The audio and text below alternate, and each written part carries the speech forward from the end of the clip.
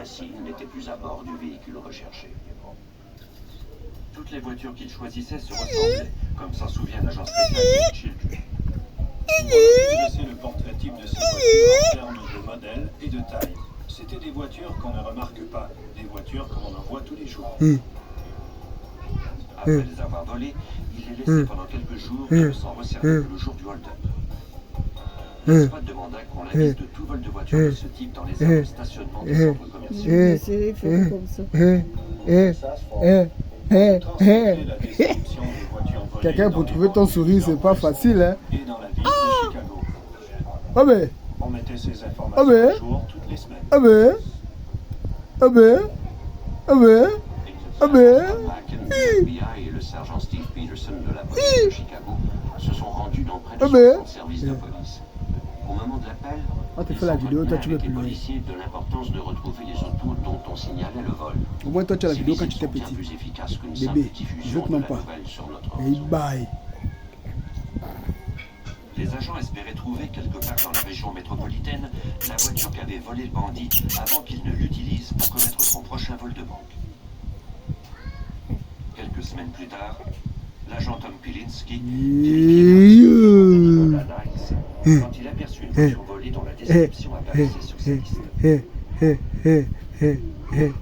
Cela ressemblait à s'y méprendre au travail. Si les policiers trouvaient l'une de ces voitures volées en vérifiant la plaque d'immatriculation, ils devaient nous le signaler. C'est exactement ce qui est arrivé.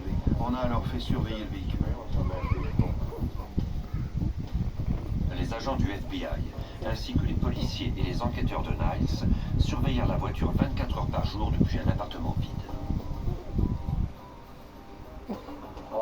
Le 13 décembre, on a découvert que la police de Rolling Meadows avait trouvé une autre voiture volée, laissée vraisemblablement à cet endroit par le bandit barbu.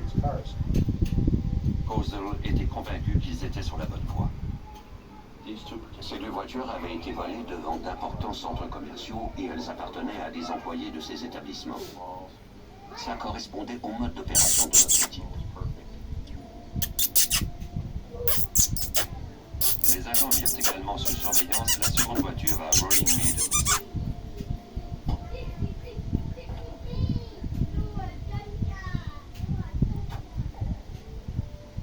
Pour s'assurer que le bandit ne puisse échapper à ses surveillants, le FBI désirait installer des dispositifs de localisation sur les véhicules.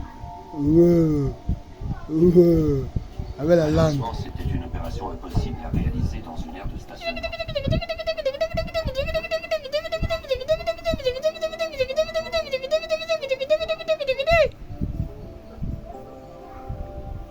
Un soir, à une heure avancée, les agents remplacèrent les deux voitures par deux véhicules identiques. Avec sa vilaine sœur.